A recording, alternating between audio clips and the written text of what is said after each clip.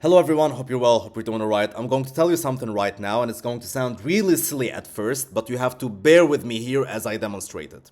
Guys, every single trading strategy that you trade, every single trading strategy that you're learning and that has different names online, imbalances, order blocks, Fibonacci's, trend lines, whatever it is that you trade, originates from this one singular setup, which is head and shoulders. I know it sounds silly, bear with me, I'm going to demonstrate it.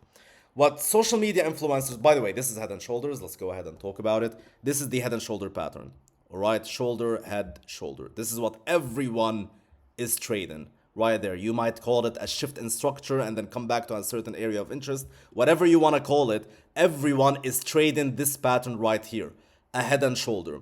However, everyone calls it a different name. Not everyone calls it a different name. What happened actually is that social media influencers looked at the head and shoulder and they were like, okay, that's a good pattern, it works, and therefore I don't want to continuously say head and shoulders since everyone is saying head and shoulders. So I'm going to take this pattern and I'm going to change its name. So I'm going to say, okay, you know what, guys, we're trading this imbalance right here as the market comes back into it. I'm going to change the name of the head and shoulder pattern so I can sell it again. Because it doesn't make sense for everyone to sell the head and shoulder pattern because you would only buy it once. However, if we call it different things, then you will buy it separately. You will buy a head and shoulder course, and then you will buy an imbalance course, and then you will buy an order block course, then a trendline course, then whatever course. So if we take this head and shoulder and we change its name and we call it many different things, then you will buy it separately. You will buy it as a trendline strategy, you will buy it as an order block strategy, as I just said. Now going back to the charts, let's talk about this.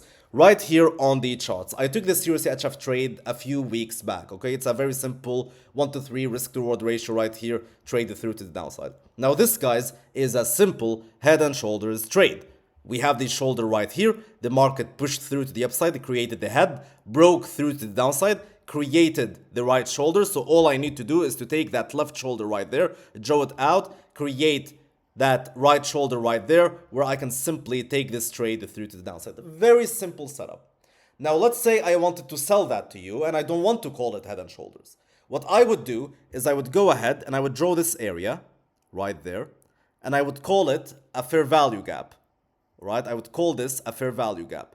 And then I would wait for the market to invalidate it through to the downside.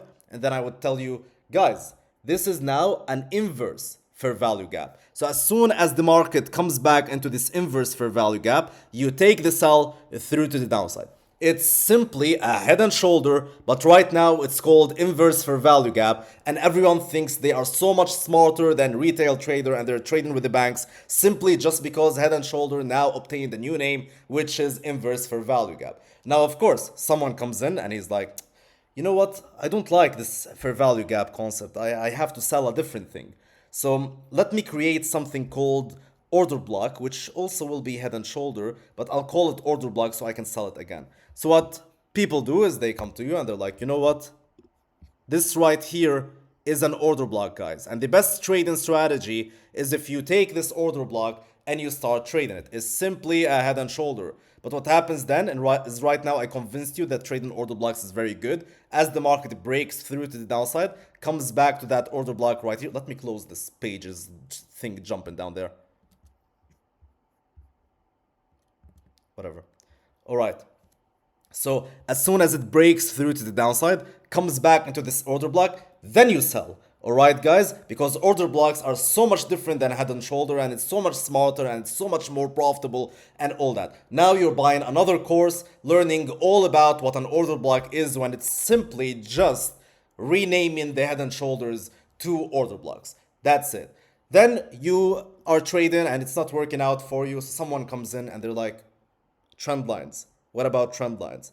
You're not profitable because you're not trading trend lines. And if you trade trend lines, it will be the best strategy ever. So you go ahead and you buy this course and the guy in the course is telling you, listen, you draw this trend line through to the upside. Look at this trend line. The more touches, the better. And right here, look at this. We have 1, 2, 3, 4 touches of that trend line. And all you need to do is just extend it through to the upside right there. And the moment this trend line is broken and it is retested from the downside, then you can take a trade. This is the optimal strategy that you should use.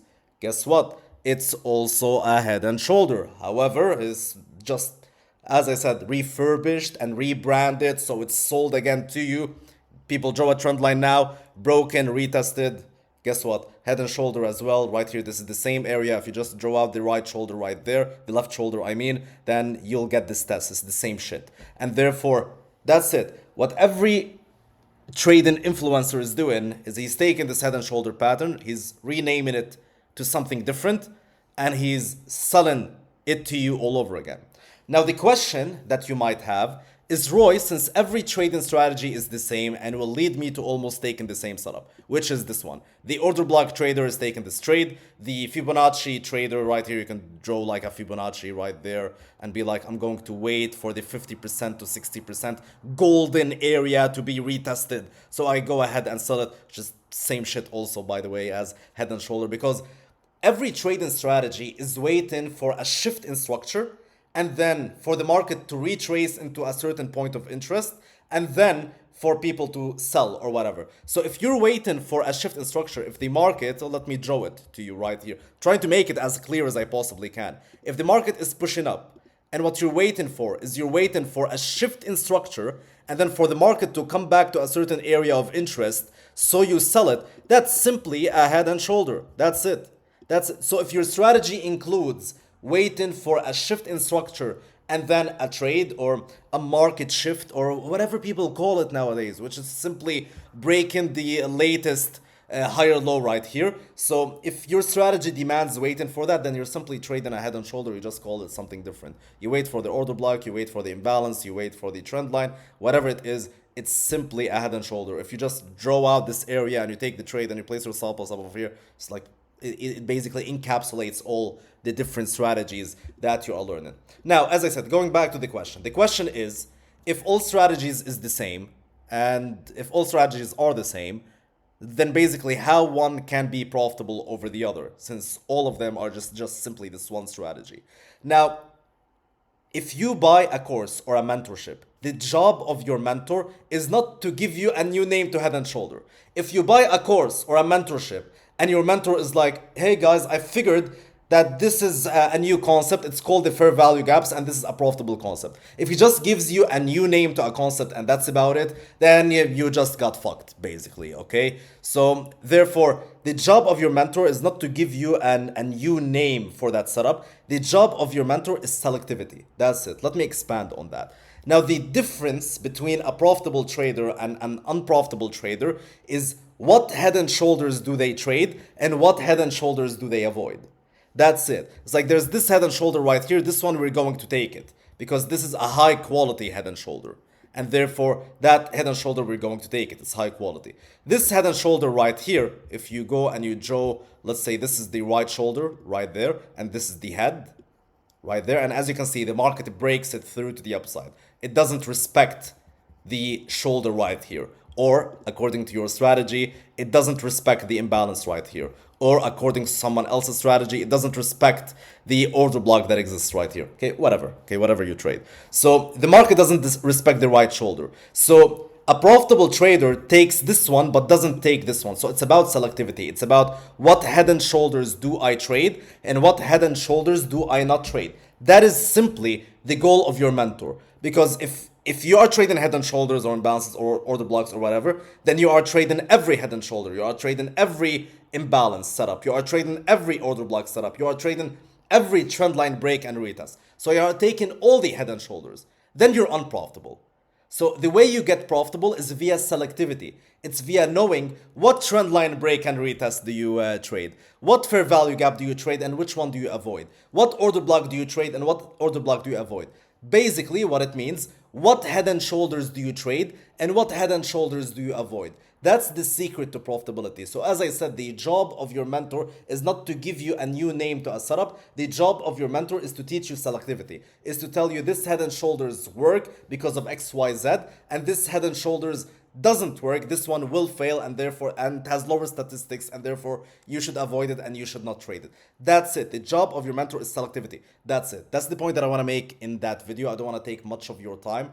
I'm receiving a lot of questions about all the different strategies, and my main advice in this video is that don't waste your time trying to learn all these different concepts because they all basically mean the new thing. If you have a shift in structure in your strategy, it means the same thing. So instead of studying a new name for a strategy and wasting your time, what you need to do is you need to learn, as I said, what head and shoulder works and which one doesn't work. Just selectivity. That's it. That's like the key to profitability, is knowing which one to trade and which one to avoid. That's it. And that's the job of your mentor, and that's your job if you're doing solo trading, whatever. And that's it. That's the main idea of this video. I'll see you guys in the next one.